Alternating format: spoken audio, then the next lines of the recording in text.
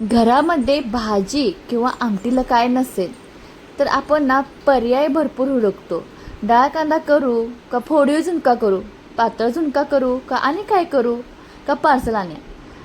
तर अशा काही गोष्टी घडतात. तर आपल्याकडे अनेक एक वस्तू असते ती म्हणजे सांडगा. तिखट सांडगा इतका छान चविष्ट लागतो ना, त्याच्या पुढं सुक्कं मटणसुद्धा फिकं.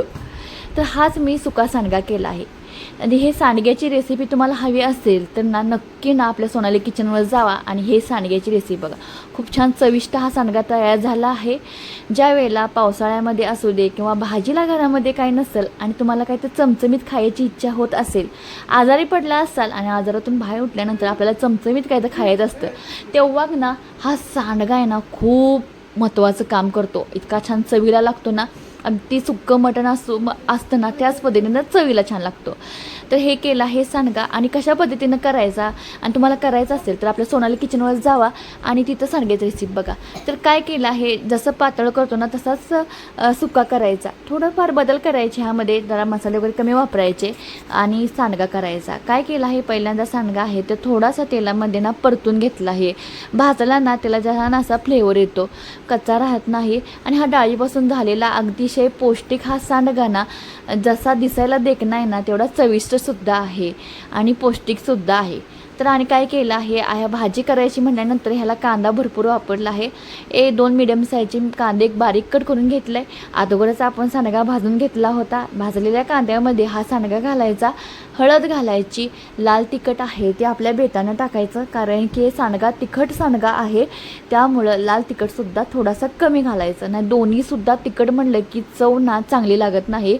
थोडंसं चटणीचं प्रमाण कमी घालायचं, पाणी घालायचं, पाणी कमी ॲड करायचं. त्यामध्ये भाजलेल्या शेंगदाण्याचं कूट घालायचं. कूट घालणे हे ऑप्शनल आहे. एखाद्याला शेंगदाण्याचं कूट आवडत नाही त्यांनी डाळ घातली तरीसुद्धा चालते, तुरीची किंवा मुगाची. तर खेडेगावात हरभऱ्याची आणि तुरीची डाळ भिजवून घातली जाते, त्यानंसुद्धा छान स्वादिष्ट म्हणजे चव लागते.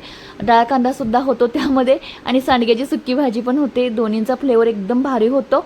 तर हा तयार झाला आहे झणझणीत तिखट जाळ सांडगा. खूप चवीला छान लागतो. गरमागरम भाकरी घ्या, चपाती घ्या किंवा भाताबरोबर मिक्स करून खाल्ला तरीसुद्धा चालतो. अगदी गावरान रेसिपी आहे, झणझणीत सांडगा रेसिपी.